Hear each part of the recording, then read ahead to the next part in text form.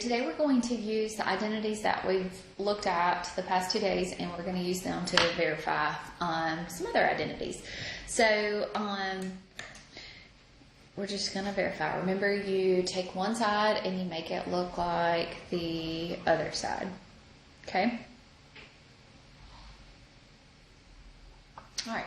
So let's look at this one. So cosecant times tangent is equal to secant.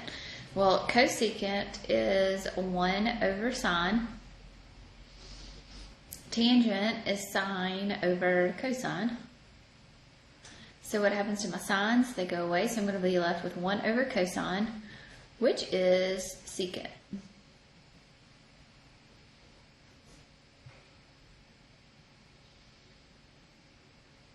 Good deal. All right, here we got cosine and cotangent, so we'll have cosine. Cotangent is cosine over sine. This is going to be a cosine squared over a sine, right? Get a common denominator, so our common denominator is sine.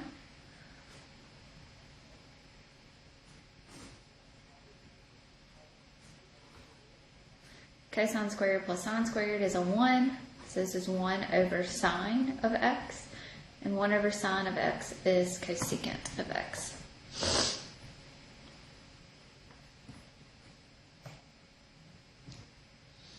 Good deal. All right, so what about this one here? So we've got cosine squared, and this is of a double angle. Okay, so there's a double angle inside of here. So this is sine of x minus sine of x times cosine of the double angle, all of that squared. Well, the double angle for cosine is what? You could have it as cosine squared x minus a sine squared x. All of that squared.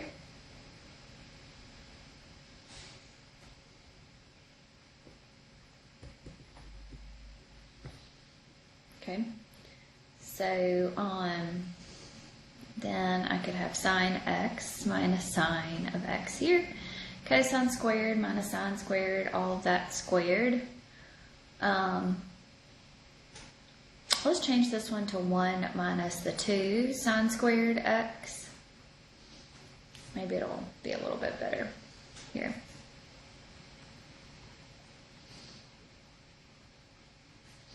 So then this will be 1 minus a 4 sine squared x plus a 4 sine to the 4th x.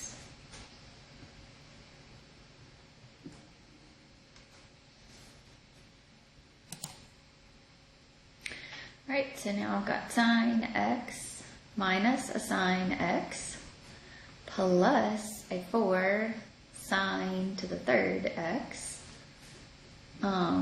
minus a 4 sine to the 5th x. So my sines are going to cancel out, so I will be left with 4 sine cube x minus 4 sine to the 5th x. I could factor out a 4 here. I could also factor out a sine cubed x. And I will be left with a 1, right, minus a sine squared x.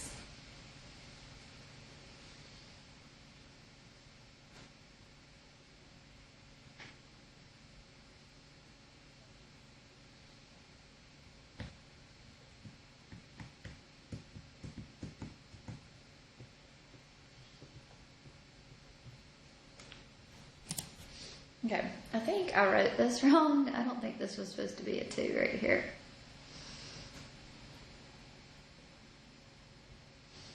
Because that will not work. I think I typed that out wrong. I'm sorry. So let's do this as if it was just a cosine squared x, like that.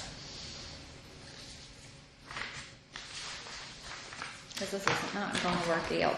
So if it was sine of x minus sine of x times cosine squared of x. There we go. So I could factor out a sine of x here, and this will be 1 minus cosine squared x.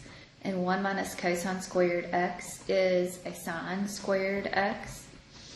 Sine squared times sine is a sine cubed. So there we go. A little bit better. Sorry. I wrote that one wrong.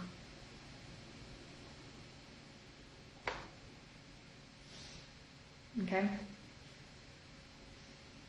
All right, so for number 4 here, we want to have a 1 minus sine x in the top. So we are just going to multiply by 1 minus sine x and multiply 1 minus sine x here. So you would have cosine of x times 1 minus a sine x. And when you multiply this out here, the middle term is going to go away, so you're going to be left with 1 minus sine squared x. And then 1 minus sine squared x is a cosine, right?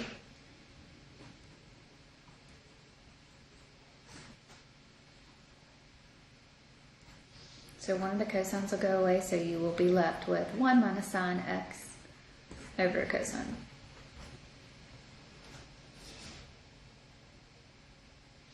So I want y'all to just practice these identities. Let's do this one here. Let's do number 6. Okay, just practice these identities.